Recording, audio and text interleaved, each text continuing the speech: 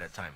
It worked because it gave me the clarity, to realize that it was true. I didn't want to be alone.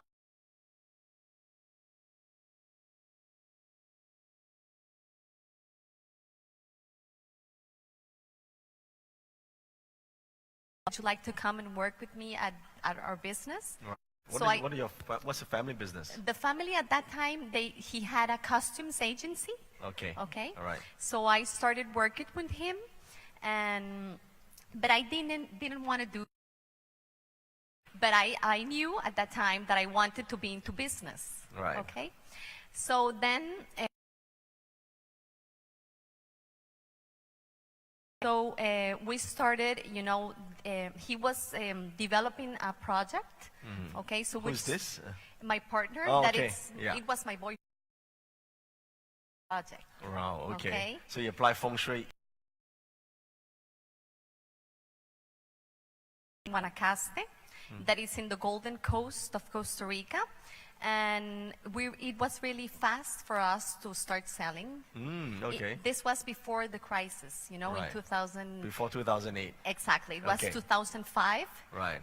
Until 2009, more or less. Okay. And then,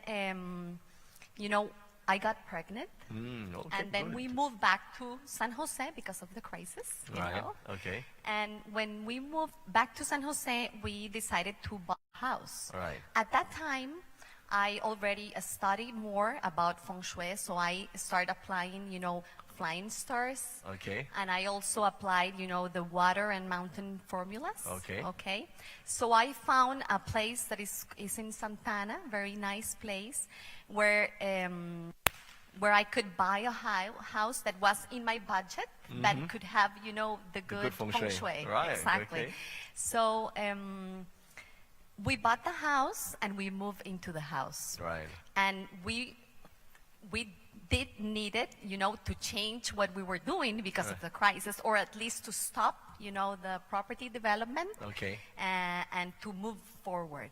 Right. So one day we were thinking about what to do. Right. And we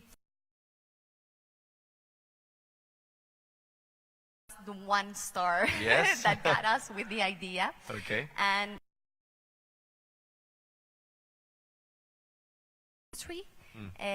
that will produce bread. Produce bread. Bread, Okay. That produces bread for franchises, and hotels. Wow, good. Wyndham and Hard Rock Cafe and Smash Burger, and we produce more or Very less good. like Well done. 12,000 pieces a day. Wow. And Amazing. yes, and that house, the feng shui of the house was, facing at southeast too. Southeast too. Okay. Yes, with a door on the north east too, with a combo of 10 Combo 10. There you go. in the main door. So it's been quite incredible, and how feng shui has worked for Right. me. So you use a combo 10 formation, and now you have like a franchise business on selling bread. Well, it's not a franchise business, it's an industry. Industry. Yes, I And have a warehouse. It's Wow. like 500 square meters where I produce all the bread, and we distribute the bread into the different franchises. Wow, nice. Okay. And what I've also done into the business is that I had applied, it was my own, expertise, to apply, the feng shui into the manufacturing inside the okay. plant. That's okay? very creative. Wow. Yes. So you fix the plant, the factory's feng shui on your own. Yes, internally I did it. Wow, And then okay. I realized where to put, the ovens, where to put the process area, Right. where to put the bread and the different areas, so it might work, for the business, and it has. And also for all the people that are starting, but my advice will be just to apply it, Joey has show us a really easy way that will make fast results, really. And if you use Feng Shui or BaZi or Qi-Men, they're incredible tools that will help you. But you need to apply it, and with him and what he has done is very easy because he has thought, you know, the easy way to apply it in the modern way. So the theory, now it's practical. That's great. Thank you so much. Thank you. You're welcome. I think this is great because one of the questions that I think a lot of people would have, especially when those days when I first started teaching, is that even in Malaysia and here in Singapore, a lot of locals think it's hard to learn Feng Shui. I want to show you that even someone from Costa Rica can learn Feng Shui and now have a big business that serves all the franchise business for bread, and you use it for yourself. Do you also Yes. practice for other people?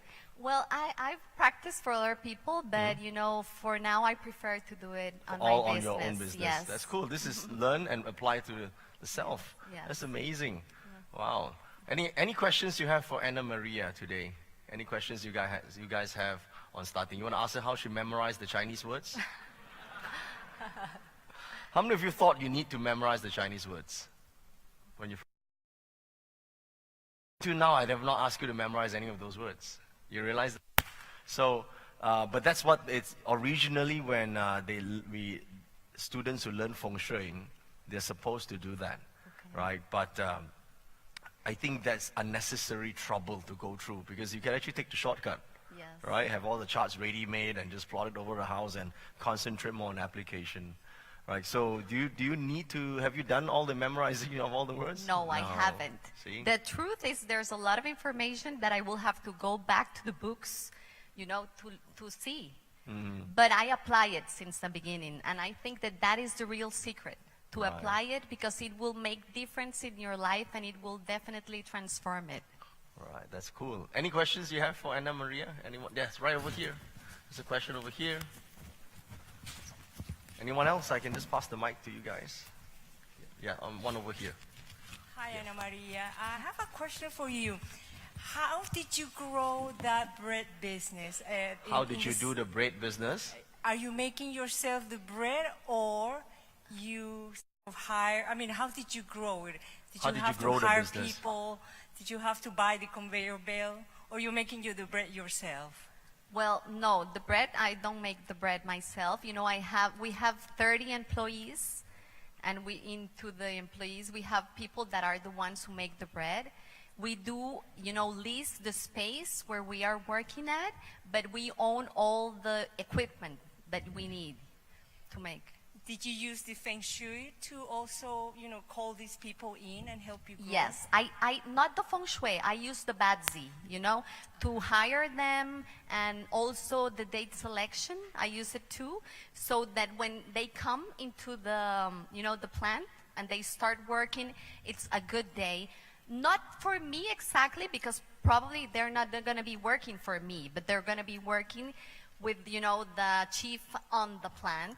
So I will make it work for the rest of the people inside of the plant. Thank you. Good. You're welcome. Right over here. I'm Eileen from Manila, Philippines. From Philippines? Yes. Right. I'm concerned about the handling of your manpower. Handling of manpower. You said that you have 30 employees.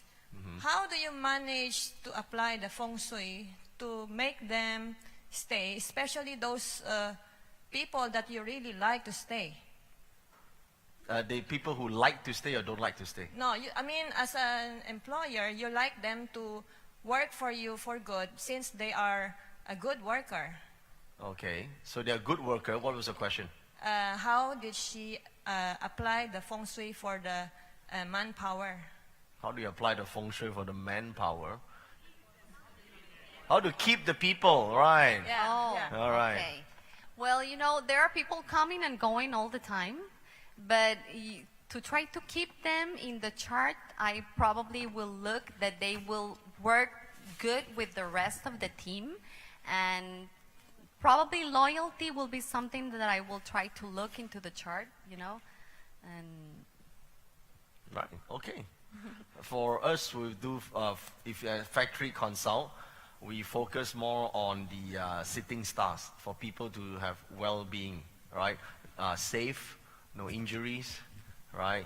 No assholes. So it's very important. We need to get rid of the assholes. yes, Yeah. definitely. Right. Any other questions here? Anyone running factories and starting a business? Yes, one over there. Hello, I'm William from Malaysia. I just have a question. When you experience, when you beginning learn Feng Shui, have you wrongly applied the Feng Shui and it screw up the things? Have you made a mistake? Yes, this is a very good question, and I did it in my father and mother house. You know, when I just came back, you know, and started. I was living with them, and I tilted the door because we wanted a specific direction, you know, to get into more money. Right. And it ended up being a lot of different problems between them. Right. Okay. Okay. So yes, I So did. you did a mistake. So how did you find out what the mistake was? Well, I didn't find really what the mistake was, but at the end we moved. Oh, you moved houses. They moved to another house. Right. So, and they finally got divorced. That I think that they were willing to do it before. So I'm not sure if it was a mistake or not. You know, because So you caused the divorce. so, no, it's not that I caused. I think I helped them. You have to make that decision. Yes. Right. Exactly. Okay, so that was the first time you applied the It Feng was Shui. no, it was in the same house that I applied for myself, you know, to get more energy and to clarity and to know Right. what to do. Right. But that happened too. Yes. Yes. That's a good question, good answer. Yeah. Right. So I think over time you'll probably figure out because normally you have to do go and find out what was it that you've done. Okay. Right. But then again, you also have to understand if they are already on the verge of divorce, maybe you did something right by giving them the courage to go ahead with their own lives. Yes. That could also be a reason. So we don't know the real reason because she didn't do a post-mortem on it. Post-mortem. All right. Any other questions here? One more, perhaps? Anyone? Anyone? Okay. Oh, they're right there. I go back. Hi, thanks for picking me. My name is Minan from Singapore. So currently I'm using BaZi and also right now want to use Feng Shui to lead a team. So just want to ask, what are the current things that you do in your Feng Shui to really maximize the potential for each Maximize the potential for potential. each of the 30 team members in your team?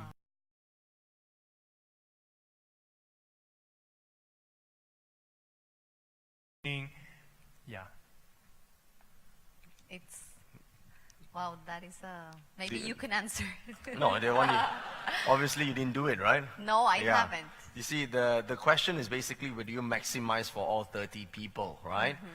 Normally, we don't do that. Okay. We don't maximize for people. We do it, if I were to do the consult for her place, I would first understand what is her immediate goals in the next 5 years to 10 years. And then I want to find out, who are the key people that could make this vision become a reality. And then you will focus your Feng Shui on those key people. So you don't have to go and maximize every single person, yeah? Some people cannot be maximized. They're already maxed out. So when we apply Feng Shui, we always be goal-centric, not you just maximize for the sake of maximizing. You understand what I mean? So, for example, let's say there's a key project, then we look at the key people who are running that project to help these people actually do their work. So we only focus on 1 or 2 people. You don't have to focus on the whole fleet of people.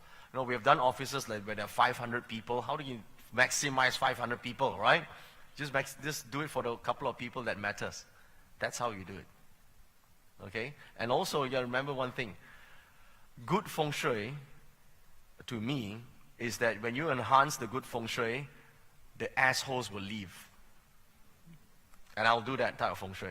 Because a lot of times the company is not that they didn't hire the right person. It's because they didn't fire the bad people fast enough. And that caused a lot of problems. How many business owners here can relate to that? Bad staff is worse than trying to get enhance the good, because those bad ones will start to talk and start to poison the minds of other people, talk bad about their bosses, talk bad about their colleagues, right? Grumpy all the time and cause problems. Those are the ones you need to get rid of first. Do you want to know how to get rid of these people? Put them at the 5. All right? Okay. Now you know. All right, there's one more question here.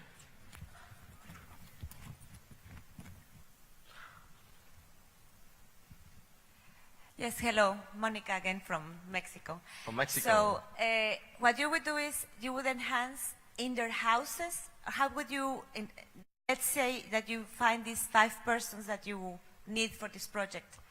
The Feng Shui that you would apply would be in the factory, in the workplace, or would you go into their houses, or how would you do that?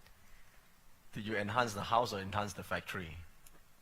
Yeah. Well, I will enhance only probably the CEO, the manager of the plant, you know, because they're the leaders. And I would do it, you know, I'd make it on the plant and probably say some advice for them at their house, you know, probably where to sleep or what. But probably I will do it only in the plant. In their office. Most in of the the time office. for the Most business, of we it do will it in the be, office. It's need to be in the business. Thank you. All right. Thank you so much, You're Anna. welcome. Thank Thank you. you. Thank you.